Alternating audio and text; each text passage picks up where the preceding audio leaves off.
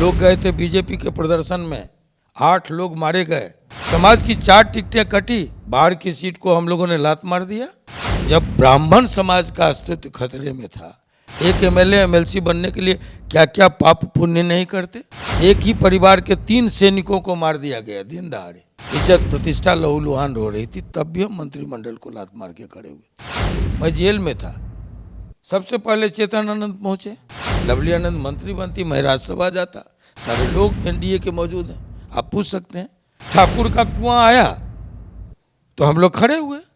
जिंदा कौम से मेरा मतलब एक जाति विशेष नहीं, कौम का व्यापक अर्थ होता है। तो जिंदा कौमें प्रतिकार करती हैं, नहीं तो मिट जाती हैं। तो हमारा काम है प्रतिकार करना, प्रोटेस्ट करना, इन सवालों पर खड़े होना। इचड़ी का नरसंहार हुआ, लोग गए थे बीजेपी के प्रदर्शन में, 8 लोग मारे गए, आनंद मोहन खड़े हुए थे जगदीशपुर में। फिर आपको नवादा बेन में एक ही परिवार के 3 सैनिकों को मार दिया गया दिन दहाड़े, मैं जेल में था, मेरी माँ गई, मेरी वाइफ गई, और सीबीआई की जांच की मांग थी, उठा मामला।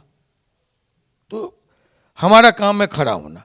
आपको मोहम्मदपुर में हुआ, घटना हुई, सबसे पहले चेतन आनंद पहुंचे, खड़ा हुआ, समाज की 4 टिकटें कटी, बाहर की सीट को हम लोगों ने लात मार दिया। लोगों ने देखा एक एमएलए एमएलसी बनने के लिए क्या क्या पाप पुण्य नहीं करते। लवली आनंद मंत्री बनती, मैं राज्यसभा जाता, सारे लोग एनडीए के मौजूद हैं, आप पूछ सकते हैं।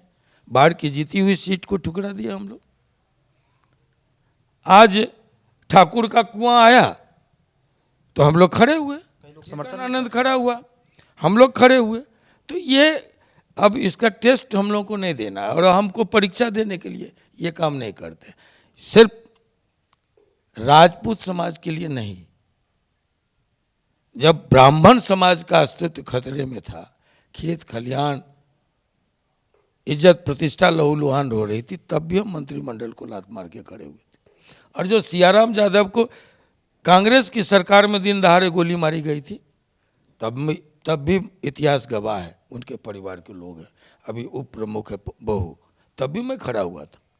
और जब श्यामनगर सगहा में सुपौल जिले में रात में 200 मुसहरों को उजाड़ने की योजना बनी सत्ता के शीर्ष पर बैठे लोगों के द्वारा, तब भी मैं बंदूक लेकर विधायक रहते खड़ा हुआ था।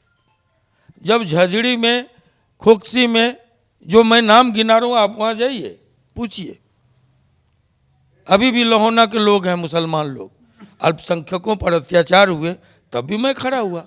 तो जब दूसरों पर, समाज के किसी तबके पर अन्याय हो, अत्याचार हो, हम खड़े होते हैं, तो समाज के सवाल पर चुप नहीं बैठेंगे।